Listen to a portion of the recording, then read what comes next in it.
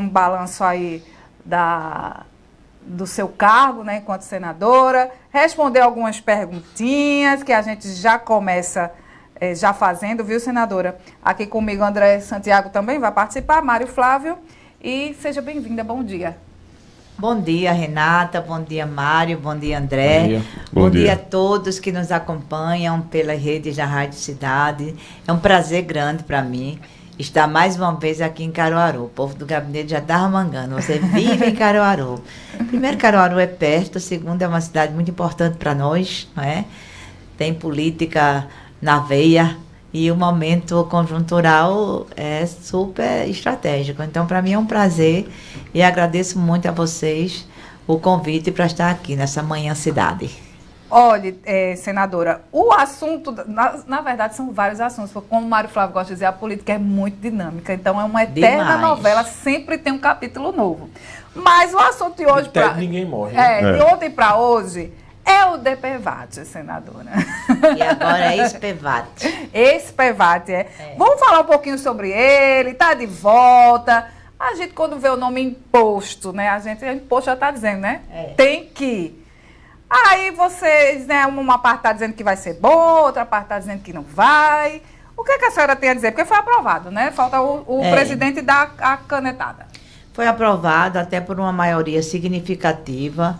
Na Comissão de Justiça foi até mais apertado. Na Comissão de Justiça nós ganhamos com a diferença de 4 ou 5 votos. Mas tem uma coisa importante nesse projeto de lei, é que ele foi exaustivamente debatido. Na Comissão de Justiça ele foi muito debatido, no Senado também. Nós precisávamos ter um nível de negociação, um nível de acordo muito importante, não só porque é um imposto, mas pelas modificações que ele trouxe. Uma das modificações é o valor, que é menor. Eram 100 e 200 reais, passou a ser 50 e 60 reais. Moto e carro, esse valor? É equitativo. Que é o seguro dos acidentes, tá, gente? A segunda questão é que o fundo que prestava atendimento e serviços aos acidentados se esgotou. Porque o governo passado tinha umas coisas muito engraçadas, né? Ele fazia diletantismo com a vida das pessoas. Não vou acabar com o imposto. É claro que todo mundo acha bom. E é por isso que a nossa reforma tributária quer fazer uma inversão dessa lógica. Botar o rico, né, no imposto de renda e o pobre no orçamento. Essa inversão de valores e de concepção do que é um arcabouço fiscal, inclusive, mexe com tudo. Então, a vinda o retorno, vamos dizer assim, do DPVAT, que agora é ex-PVAT, teve outras conotações. Uma delas foi essa. A segunda foi o processo, exaustivo processo de debate. Não foi só a base do governo Lula, nós negociamos também com os setores da oposição. E o terceiro é a cobertura. Por exemplo, acidente de moto hoje é uma questão de saúde pública, eu diria. Né? Porque parece que... O hospital regional aqui é um caos com essa história. Porque é longo o processo de recuperação. Quando é cirúrgico, tem que se fazer a cirurgia e depois todo o processo de fisioterapia. E quando não morre, né? Senador? Quando muitas não vezes morre. São os chefes de família. Exatamente. E aí fica então, todo mundo desassistido. Quem é que vai acolher? E muitos são acidentes de trabalho. Porque muitos estão naquela loucura dos aplicativos, naquela loucura dos Uber, de atendimento, de entregas. Ele foi a cobertura foi estendida também, chegando inclusive a apoio funerário, infelizmente, porque é como você diz, muitos desses casos são casos de morte, não é? Então isso se inclui em um contexto mais amplo de atendimento às pessoas que mais precisam e também da própria reforma que está aí por ser regularizada. Nós estamos num processo de resgate, de recuperação, de um orçamento mais aberto, mais transparente, e entra nesse processo aí. Aí dessa questão do DPVAT, senadora, o valor deve custar R$50, né? O último ano que o tributo esteve vigente foi R$ 5,23? Não acho não que foi isso não. O último, ele foi extinto em 21, não era R$100? R$100. Era. Eu acho que era R$100 mesmo. Era. Perfeito. Ou 100 ou 200, eu creio. R$5 não era dia, não. Deus, nem no pipoca. Não era não. Não, pipoca mesmo não. É. Tá complicado. Ô, senadora, aí a oposição fica batendo na questão, né? Olhe, tá vendo aí, o governo cria imposto, Bolsonaro desativou, Lula cria imposto. Como é que vocês rebatem, então, essa informação? Com essa resposta que eu dei. Vai ser benéfico ao pessoal que está sentado de moto? A todos. Ficou desamparado, seria isso? Exatamente. Tem uma conotação que eu diria de compartilhamento, né? Compartilhar responsabilidades com todos. E não se esqueçam que nós estamos acabando com o orçamento secreto. Quem preza por dinheiro, quem preza por dinheiro que vem de imposto, quem preza por dinheiro público, não faz o que Bolsonaro fez no tempo que ele foi presidente, né? Mas por que Lula ainda não acabou com esse orçamento secreto? Acabou. Mas não é agora com a emenda do relator o nome? Não, essas emendas são emendas de comissão, que elas são abertas para todos os senadores. Por exemplo, a Comissão de Educação, ela recebeu 7 milhões de emenda. Nós somos Comissão de Educação e Cultura. Nós encaminhamos 5 milhões para a educação e 2 milhões para a cultura. Abertamente, numa reunião com voto de todo o colegiado. Na reunião passada, de terça-feira passada, nós definimos indicar esses 7 milhões todinho para o Rio Grande do Sul. Uma proposta do presidente, o senador Flávio Arnes, aprovada por unanimidade, por quem estava lá na reunião, inclusive eu. Então, não é emenda de relator, né? É a emenda que vai ser destinada para onde a comissão indicar. E isso deve se repetir, esse bom exemplo deve se repetir para outras comissões. Então, emenda de relator são emendas que vão para a comissão mista do orçamento, onde você tem os segmentos de relatoria. Então, ali você faz as emendas e é aprovado. Não é orçamento secreto de jeito nenhum. Orçamento secreto era secreto. Senadora, a senhora falou em educação aí o Dovânio, ele manda a seguinte questão aqui. Bom dia, Mário, Renato, André e a senadora. Estou no grupo dos professores e faço parte do grupo que se movimentou e entrou com ação cautelar no Tribunal de Contas do Estado. Eu acho que é contra o governo do Estado. Ele não explicou. Sobre qual assunto? É isso que eu estou pedindo para ele. Tem vários assuntos em contenda com o governo do Estado. Aí ele diz, muitos colegas meus desse grupo vêm comentando que, veja, a opinião dele aqui, a senadora não estaria tão envolvida na nossa causa. De início se manifestou a favor, mas depois deu uma arrefecida. Eu já sei qual é a causa. Aí ele bota aqui, Dani Portela vem dando um apoio bem efetivo. O governo recorreu dessa ação cautelar sobre cadastro de reserva e concursos dos professores, né, já que foi derrotado na plenária.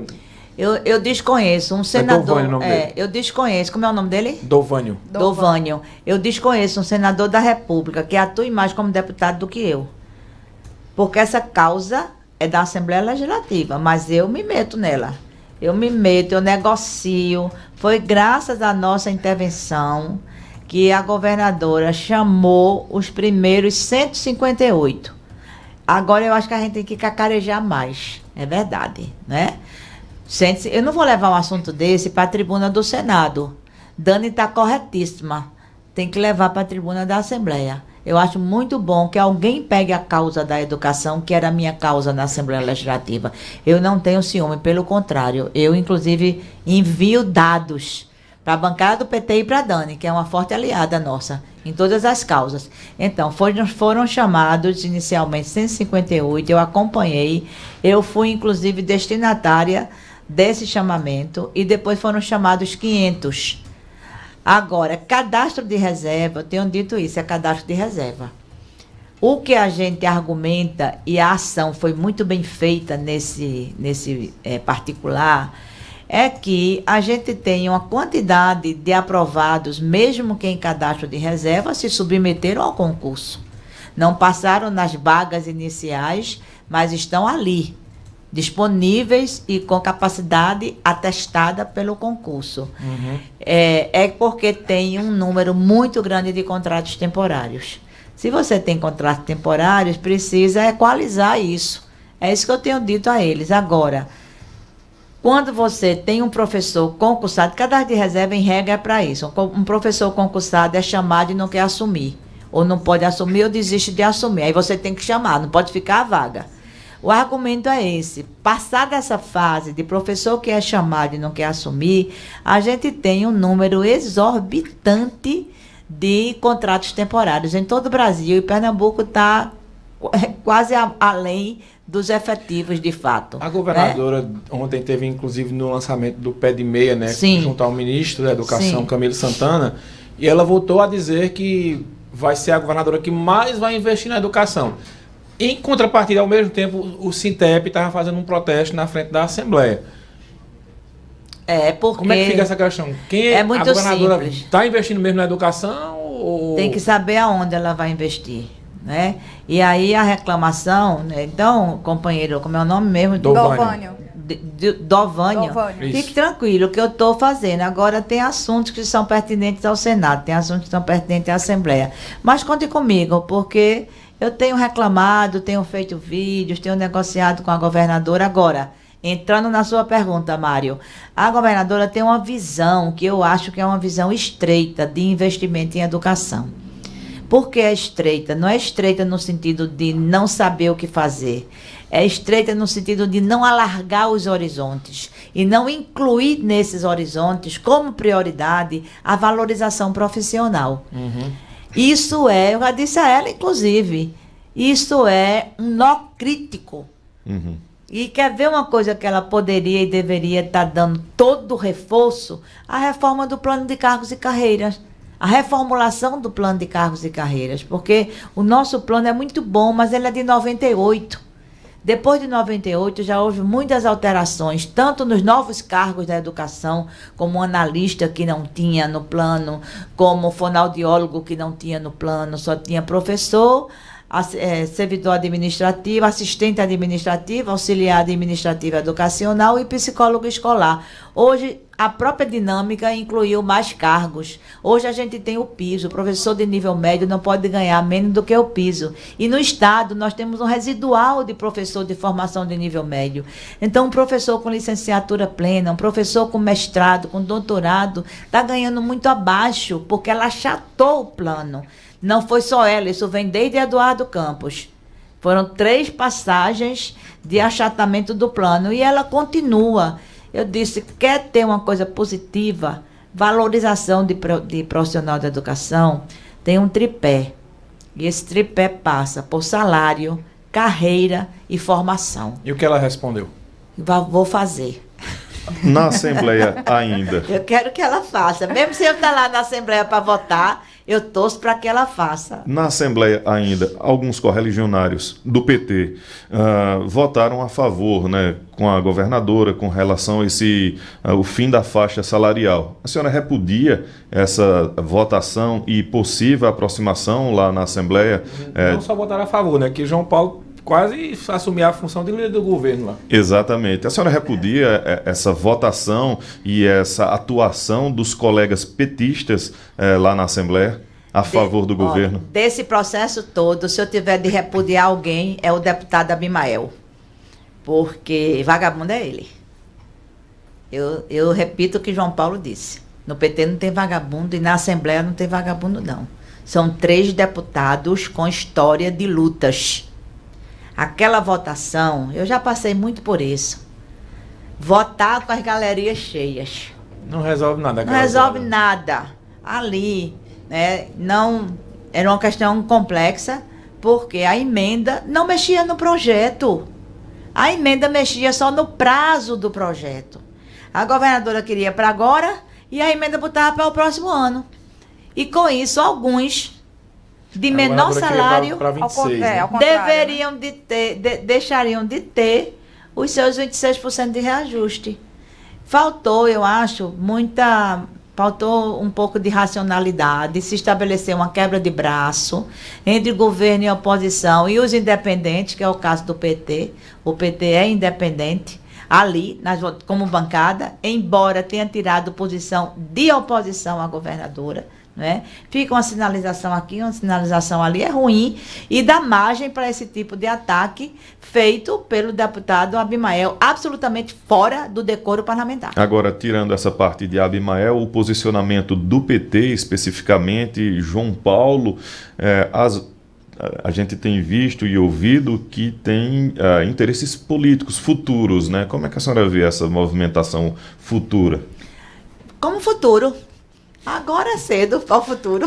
Né? É uma proximidade. Agora é agora. É uma proximidade, né, Mário, que a gente vai percebendo, né?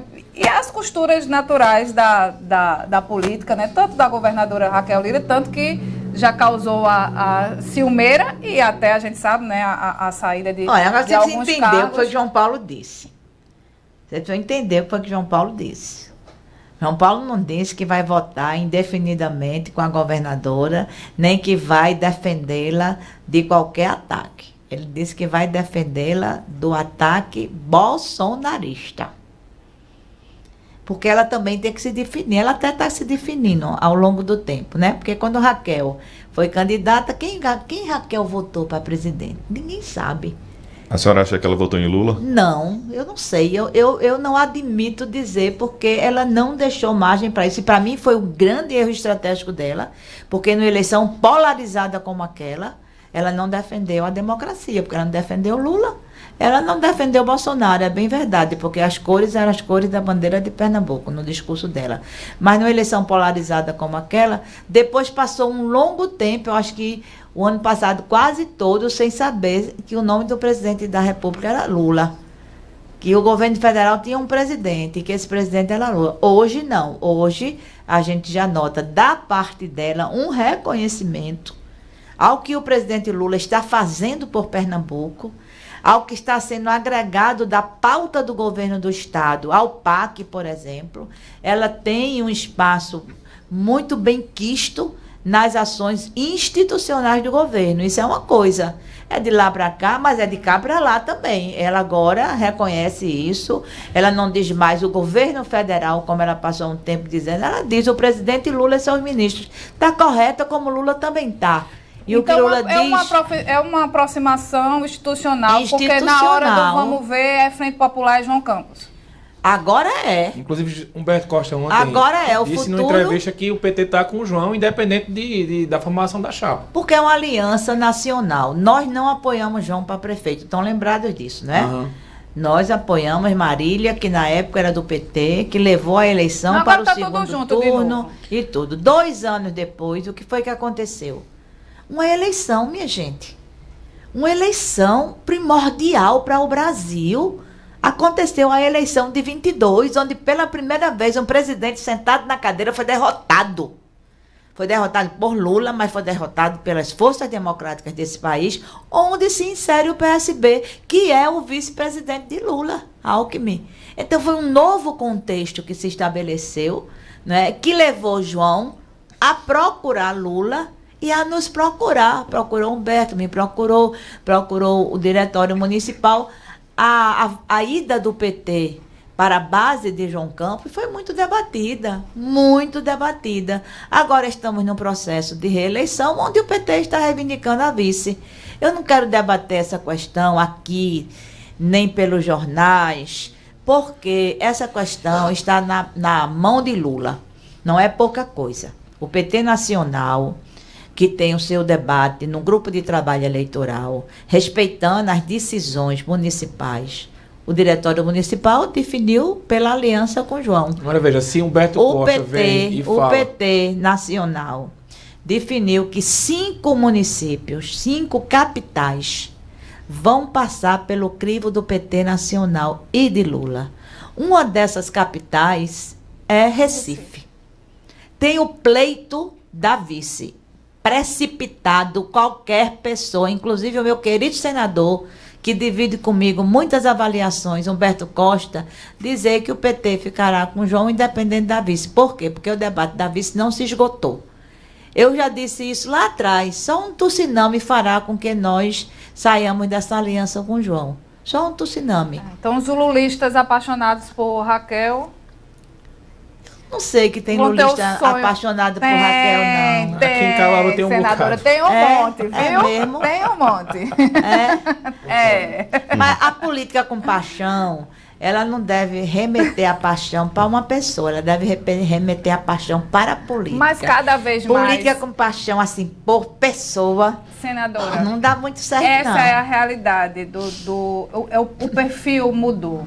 As pessoas, as pessoas que entendem... Eu mesmo sou apaixonada pela política. Entendem a importância da ideologia, da linha de pensamento, dos planos de governo, mas uma boa parte da população é apaixonada por olhar. Olhou para você, olhou no olho. Será que eu tenho alguns apaixonados aí? Sentiu confiança. Eu vou aferir isso. Sentiu confiança, é a bola da vez. Pode ser vermelho, pode ser verde e amarelo, pode ser o que for. É a confiança no político. Quem ele vota, mas quem olha, votar, Renata, o que ele faz, em relação a Raquel... É o pano sempre pronto para ser passado. Mas em relação a Raquel, a gente tem que lembrar que o partido dela é um partido de oposição ao governo Lula.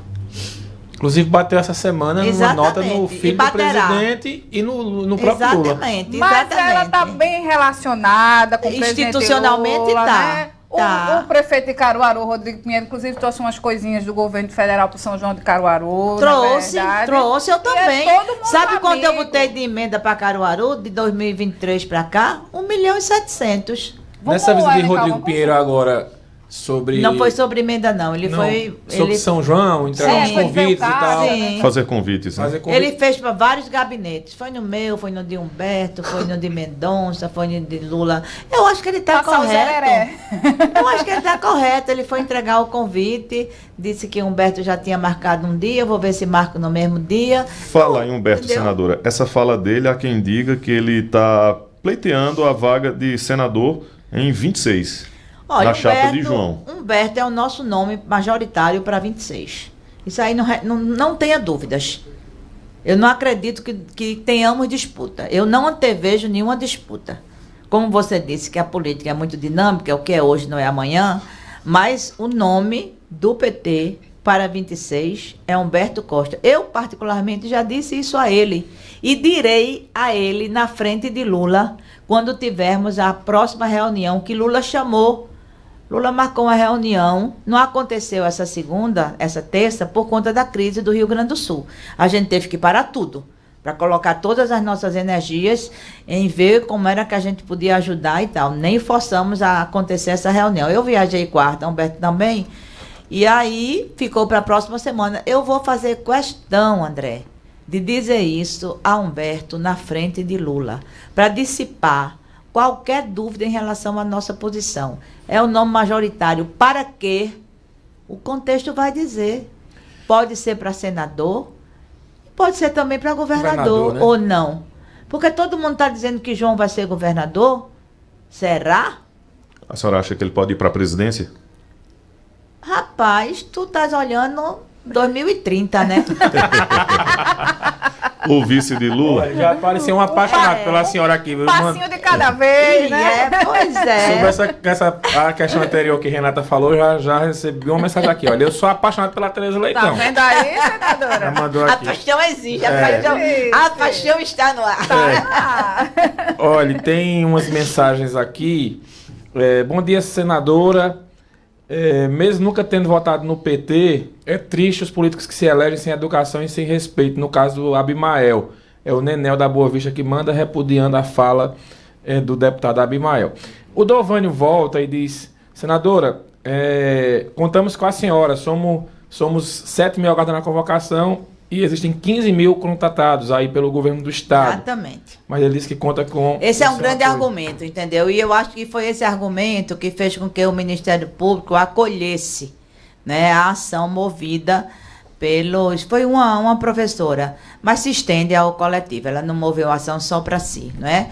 E aí a governadora recorreu dessa ação. Mas continue contando comigo, porque você se submeter a um concurso e até pelo critério da economicidade, administrativamente falando, era muito melhor para ela botar o pessoal do cadastro de reserva do que fazer um novo concurso, né? O Silvânio Torres, na opinião dele, Raquel está se complicando e vai ter dificuldade contra João. Ele já coloca aqui um contra o outro. Sandra Silva está por aqui, meu amigo Zé Mago também está mandando mensagem. Senadora, bom dia. Gostaria que a senhora tem garantias que o seguro SPVAT, agora o nome?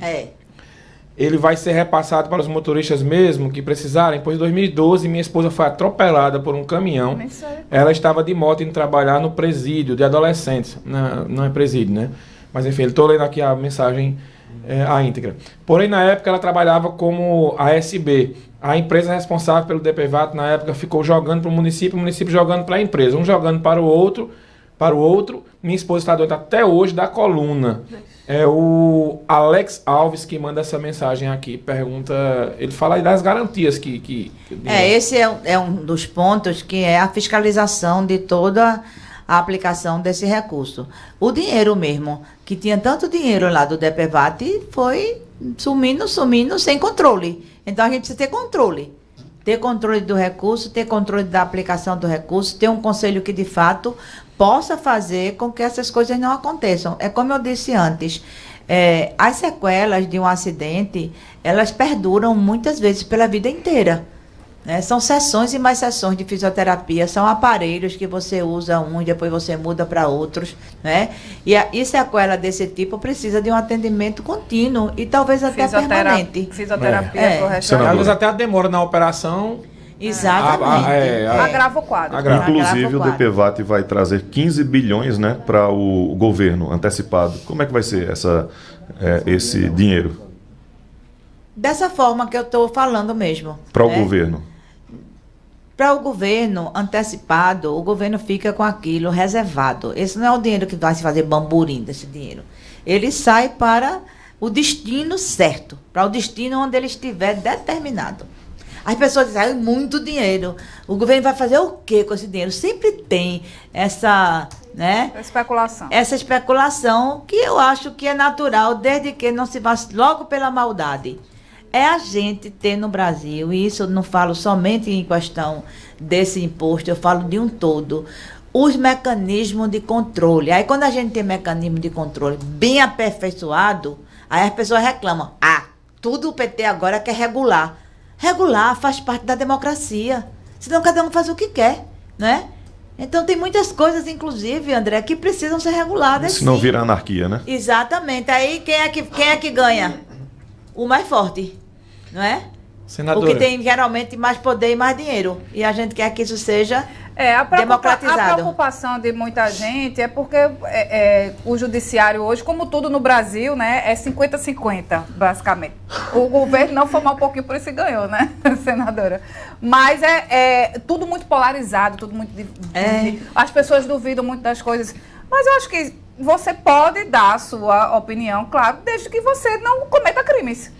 Simples assim. Simples assim. A liberdade de expressão, ela tem um limite previsto em lei. Você pode dizer o que quiser, desde que não calunie, não pratique crime de injúria, né, e nem de difamação. Mas às vezes as pessoas, a liberdade... Acham que estão na internet exatamente, é terra de ninguém. E nunca ninguém vai bater na sua porta. É terra de ninguém. Fazer agora feita a Marília Gabriela fazia, aquelas respostas curtinhas, porque tem muitos assuntos aqui, para ver se a gente consegue fazer. Ping-pong. Duplicação da 423 entre Lajeado e São Caetano. Alguma novidade? O dinheiro já está orçado no PAC. O presidente, inclusive, quer vir aqui dar ordem de serviço quando tiver as condições satisfatórias. Ou seja, máquina na pista. Por favor, cara. Ele disse que só vem assim. Quando tiver máquina na pista. Que só vem assim mesmo, viu, senadora? Ele porque disse isso. A caneta BIC não tem mais tinta de tanta ordem de serviço que já assinou dessa rodovia. Não, mas a de Lula não é BIC, não. Não, a de Lula não é BIC, não. É valendo, BIC, né? É valendo. A canetada saindo e a máquina... Não, ele disse, eu quero ir. Pronto. Mas eu quero ir com máquina na pista. Pode diga a ele, 50 mil famílias beneficiadas com Bolsa Família no estado. Tem isso? É bom. E essas famílias o Bolsa Família, a última pesquisa indicou que ele está... Aqui em Caruaru, perdão. Aqui em Caruaru, sim. Ele indicou que isso está sendo responsável por reduzir a pobreza na mais estratégica fase de uma pessoa que é na primeira infância. Reduziu valendo, isso é muito importante. mais médicos e equipes da saúde da família aqui na região? Cresceu e a gente com isso cresce também o atendimento às populações mais afastadas dos centros urbanos. Novo PAC em Caruaru e Recife. Novo PAC em Caruaru, eu vou deixar com vocês, tá certo? Porque fica ruim para eu estar lendo aqui, mas deixa eu só dizer rapidamente aqui, não é? Que as transferências acumuladas para o município de Caruaru somam do ano passado para este 106 milhões. As transferências para os cidadãos do Bolsa Família, 103 milhões. Benefício de prestação continuada, 265 milhões. Auxílio gás, o acumulado, né? Acumulado desse período, 464 milhões. Seguro-desemprego, 12 milhões. Benefícios previdenciários de 2003, 711 milhões. Eu só estou dizendo o número redondo. Todos eles têm uns quebradinhos. Os quebradinhos. O Bolsa Família, que você acabou de citar, né, de 50 mil famílias beneficiadas, 50.021, olhe só o que eu acabei de dizer. 22 e 18 mil crianças de 0 a 6 anos, que é um período da primeira infância que a gente está trabalhando com ênfase, né? Foram beneficiadas com R$150. 35 milhões de crianças e adolescentes de 7 a 18 anos incompletos e 876 gestantes beneficiadas com R$50. E desses, viu, Renata? Olha que foco importante. Desses, 85,87% das famílias são chefiadas por mulheres. E isso é uma política intencionalizada. Nós queremos que as mulheres se emancipem, porque muitas coisas, a emancipação feminina, ela está muito ligada à violência contra a mulher, porque muitas mulheres já ameaçadas de feminicídio, já violentadas, não saem de casa porque dependem financeiramente. Exato. Senador, então, não há liberdade com dependência financeira. O que fazer? A gente todo dia, infelizmente, noticiar aqui que existem abusos acontecendo dentro das casas. Essa semana foram 2 aqui em Caruaru. Ontem uma família, 4 filhas eram... Inclusive um menino com espectro... autista. No espectro autista, né? Hoje, de novo, a mãe ia trabalhar, deixava a filha, o padrasto abusava. E isso me dá uma angústia muito grande. Todo dia, até desmarca de novo essa história. E fora os abusos que não são denunciados, né? E assim, como é que a gente acaba com isso, pelo amor de Deus? O que a gente fala muito aqui na Rádio Cidade, e os nossos ouvintes assim são muito parceiros nossos, né? A gente tem uma relação de amizade mesmo com os nossos ouvintes. E o que eu bato muito na tecla aqui é que parem de politizar esse assunto. A gente só passa por uma mudança radical nisso com a educação sexual. E a educação sexual não é ensinando a criança e a adolescente a ter relação sexual, porque isso vai acontecer com todo mundo um dia. Mas é se conhecer, né? É saber o toque quando não é aprovado. Carinhoso. Né? E o pior disso tudo é que essas relações são de afetividade, porque quem pratica esses abusos são pessoas de confiança dessas crianças. Crianças que estão, repito, de pijama nas suas camas, onde deveria ser o lugar mais seguro do mundo. Como a gente dizer que esse assunto não é questão de você votar em A ou em B? É uma coisa muito séria, porque é sequelas para o resto da vida. Aquilo vai influenciar em tudo na vida daquele ser humano, até o dia que ele fechar os olhos nessa terra. É realmente muito cruel. Muito, muito cruel. Porque você tem a violência praticada contra a mulher, né, de estupros, de ameaças, ameaça psicológica, você tem a violência patrimonial, e são coisas que são caminhos para o feminicídio.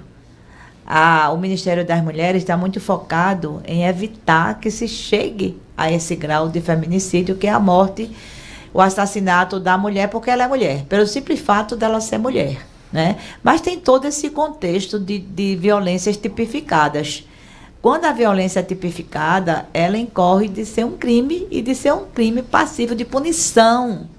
Uma das coisas, Renata, que eu acho é que a impunidade para esses crimes é muito grande. Você transpor a barreira do silêncio é um trabalho. Muitas mulheres têm vergonha. Era isso que eu ia dizer. Muitas mulheres têm vergonha de denunciar. Por não ter visto ou por não ter denunciado. Porque é uma coisa que desabona, elas acham que desabona a si própria, né? É verdade.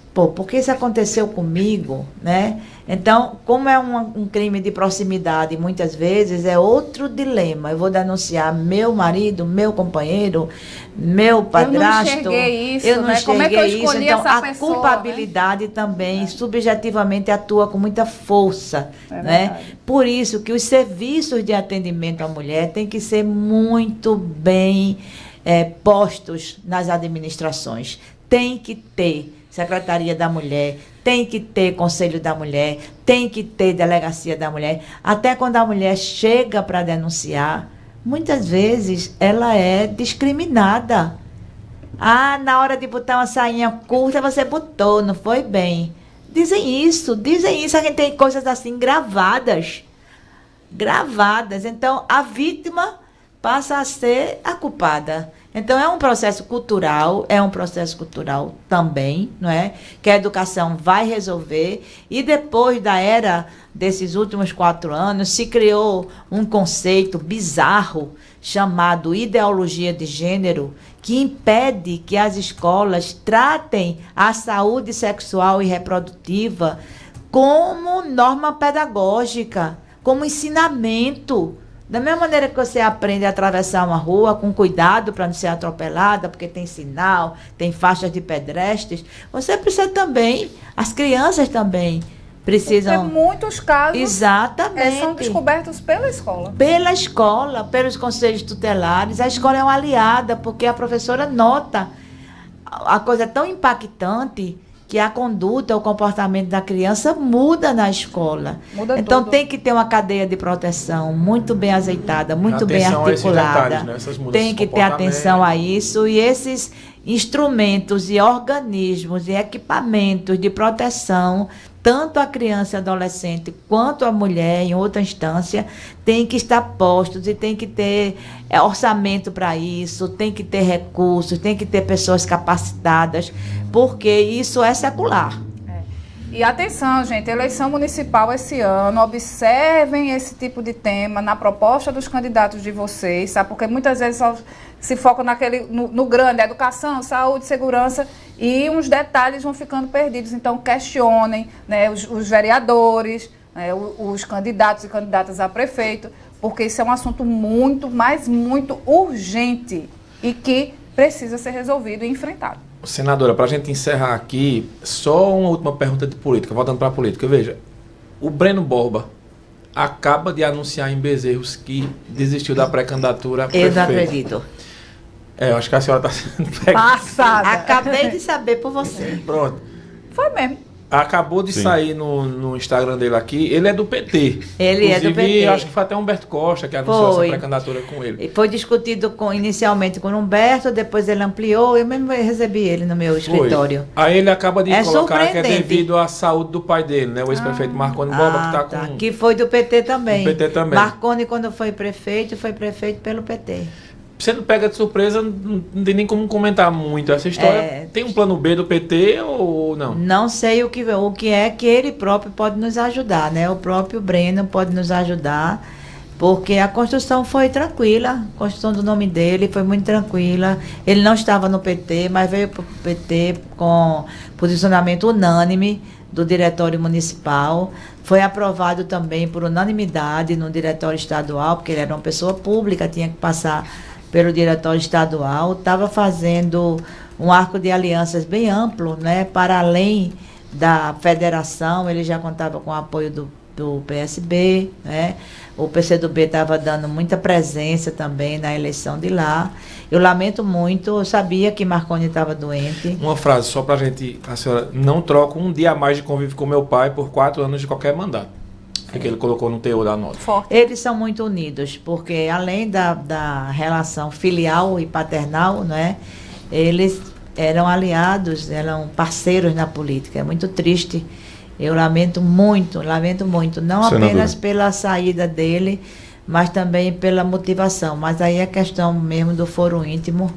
A gente não tem nem o direito de reclamar. Entrar nessa seara, né? Porque é uma seara muito particular, né? Isso. Mário disse a última pergunta, mas eu queria rapidamente essa questão da educação federal, institutos federais e também faculdades federais, universidades federais. A senhora tem alguma informação do ministro da Educação, do próprio presidente Lula, de quando isso pode ser resolvido? Olha, em relação às universidades federais, Pernambuco agora conta com 4, né? A Rural, a Federal, a Univasf e agora a do Agreste. Né? São 4. Estamos tentando uma extensão do campus. Temos a extensão do campus aqui em Caruaru, temos uma extensão em Vitória, estamos pleiteando uma extensão para Sertânia. Né? E Pernambuco vai ganhar mais 6 institutos federais de educação, já aprovados no PAC Seleções. Araripina, Bezerros, Águas Belas, Recife e Goiânia. E qual é o 6º? São 6. Bezerros, não? Bezerros eu já disse, não foi? São 6. Araripina e Águas Belas, Goiânia, Bezerros, Recife. Esqueci o 6º. Mas são 6, não é? Santa Cruz do Capibaribe, exatamente, aqui pertinho de vocês. Aqui tem mais uma pergunta aqui sobre a questão do... E temos um plano, só complementando rapidinho, temos o plano de... Esse é o plano de expansão, mas tem o plano de recuperação de alguns IFs, como Pesqueira, por exemplo. Que mas eu digo a greve, a questão da greve. A greve? A questão da greve. Bom, eu já recebi o comando de greve aqui no meu gabinete, recebi o pessoal do Sintufep, vou receber da Associação dos Professores, já recebi em Brasília também. A greve está no processo de negociação. A proposta apresentada, ela não foi aceita, porque não mexe no salário, mexe só nos benefícios. Ficou uma proposta de reajuste salarial para o próximo ano. Houve um reajuste salarial depois dos 4 anos de Bolsonaro com reajuste zero. Houve um reajuste de 9% o ano passado, mas os servidores reivindicam uma melhoria também no plano de cargos. Agora, as negociações estão transcorrendo, tanto com o MEC quanto com o Ministério de Gestão e Inovação. Muito bem, senadora Tereza Leitão, aqui no estúdio da Rádio Cidade, muito obrigada pela sua participação, pela vinda mais uma vez aqui, né, para conversar com a gente. É sempre um prazer recebê-la. É sempre muito bom o papo com a senadora. Eu que agradeço. Muito obrigado. E também o papo é muito decorrente da condução de vocês, sempre muito elegante, muito respeitosa. Eu agradeço a vocês, agradeço aos ouvintes, aqueles que nos estimularam também com suas perguntas e com seus comentários, e voltarei. Muito bem, as portas estão sempre abertas. Obrigada. E um abraço para o nosso querido jornalista e assessor também da senadora, o Fernando Rego Barros, que está acompanhando lá de Ana Brasília. Ana também, Léo Bulhões, o pessoal que está aqui. O pessoal que está aqui no nosso estúdio. presidente do PT está aqui, que ele não me larga. Eu largo ele. Volta no São João, no São Pedro ou no Santo Antônio? Eu vou ver, talvez eu volte logo no comecinho. Vou ajustar a minha agenda, porque depende também muito lá, né, de Brasília. A gente ainda tem os vetos para discutir. Aí vai depender do ritmo de lá. Mas com certeza eu virei. E levar uma caneta valendo para assinar esse negócio aqui dessa Deixa comigo, que eu vou dar seu recadinho a Lula. Vamos no Atacadão do bairro Petrópolis?